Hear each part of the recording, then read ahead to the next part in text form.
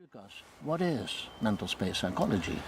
To me, mental space psychology is the new paradigm in psychology, where we see the space around and inside the person as the main primary organizing principle of the mind, which means that all things we think somewhere in this space, but the thing is, this is largely subconscious. So you could say our knowledge is projected around us in the space around us, and over that we have our perception, and that is what our main thing is in our attention. You said it is a new paradigm in psychology. In what way?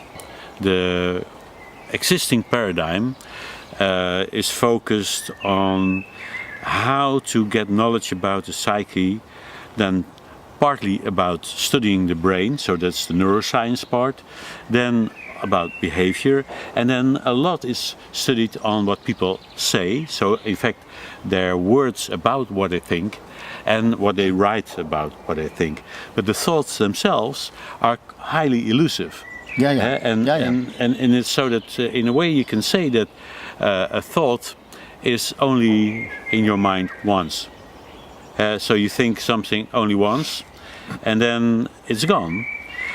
Now you can tell about what you were thinking, you can tell about what you're sensing and what you see, but it's gone after you've done that. And mental space psychology opens another window on thought. People very often say, I know exactly what it is, what I feel, what I think, and they cannot find the language, the words for it. Is that what you mean?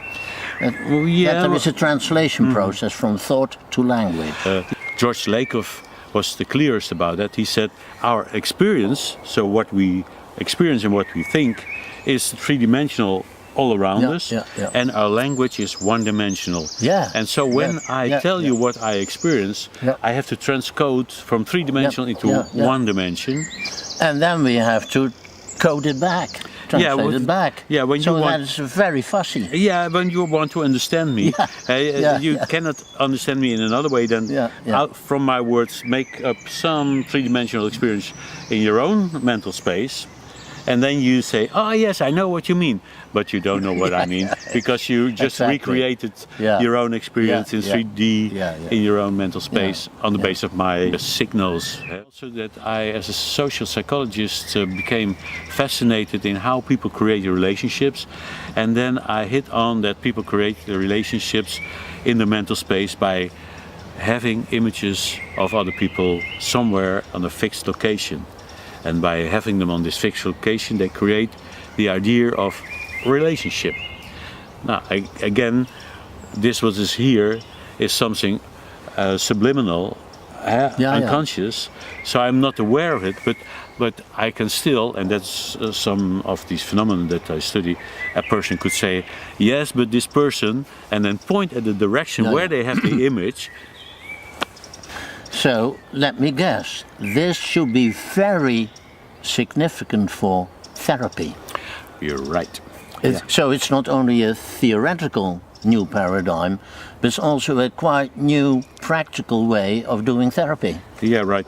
So it bridges the gap between theory and practice in a very strong manner. And you can say that it holds also a very strong promise for psychiatry. So now when a doctor, for instance, has a patient in front of them, and this patient is coughing and have difficulty to breathe and cuts of blood and loses weight, and so then the doctor will go through, okay, yes, that might be a lung issue, maybe lung cancer.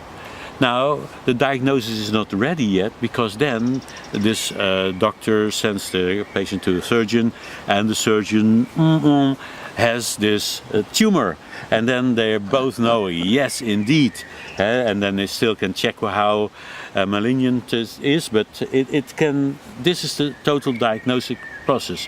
Now, in psychiatry, we do have the list of symptoms. So in the DSM, And we can check, okay, this symptom, that must be, let's say, depression or schizophrenia or something, or personality disorder. But then we have no place else to look for to verify. And there's not something like a tumor. And here comes mental space, because what we found out is that mental space is the place to look.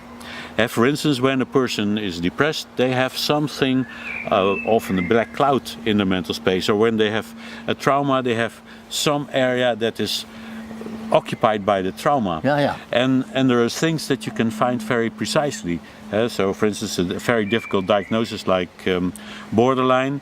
You can find that people have other images of people inside their body space, and that makes them so difficult.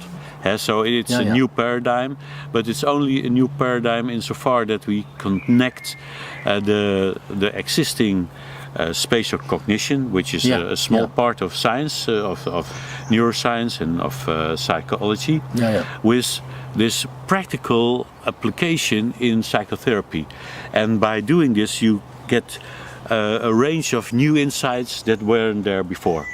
I take it that you sometimes in the beginning couldn't believe it was real. So I often say I'm the biggest skeptic about this, and that's helped me to learn. And we founded a foundation, the Society of Mental Space Psychology, which is just there to promote the new paradigm into the world. And I think such a thing is needed, because the official academic world is not really accepting what you have proposed to them. Well, I think the academic world is constructed in such a way that it has a hard time accepting anything new. That's how they organized it.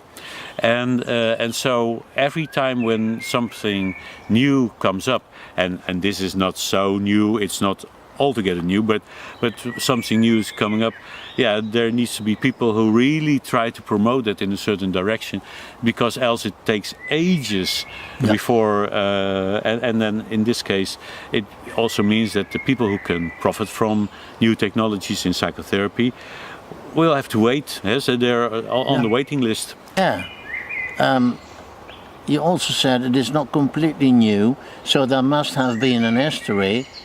And nowadays, at the same time, lots of techniques in which mental space is already working, but there was no theoretical frame to connect them in.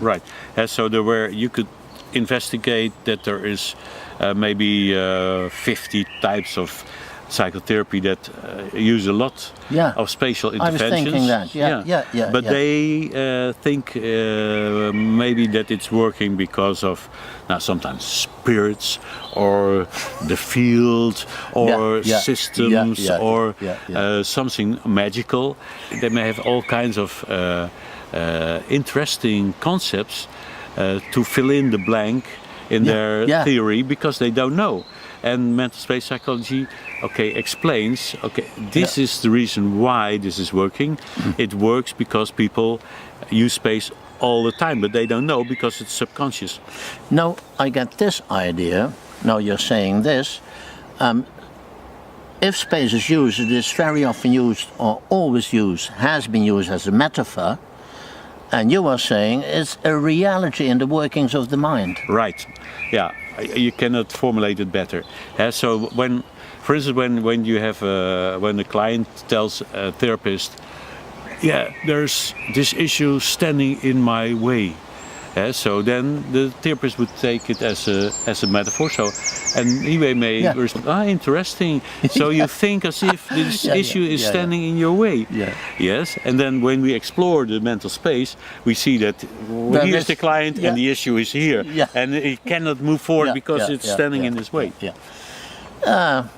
Come to think of it, it's only logical, because when we, as biological systems, we start our lives, it's just space what we do as babies and children.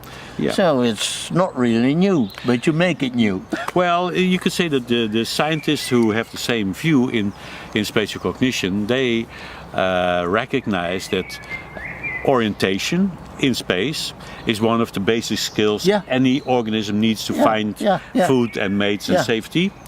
And that I must put the food into my mouth and not my nose. You see, in space. Well, this is already and so the orientation in space is the basic skill, and the brain is our navigator. And so the brain helps us to navigate in the outer world, but the outer world doesn't exist for the brain. The brain has a simulation of the outer world that it navigates, and all our knowledge is also a simulation of the world or of ourselves, and it navigates it in the same way. So you can never have an abstract thought that is not based on very concrete spatial locations in the mind. Dear viewer, at least I myself have discovered now what it really means. Thanks to Lucas. Yeah, well, thanks, Gert.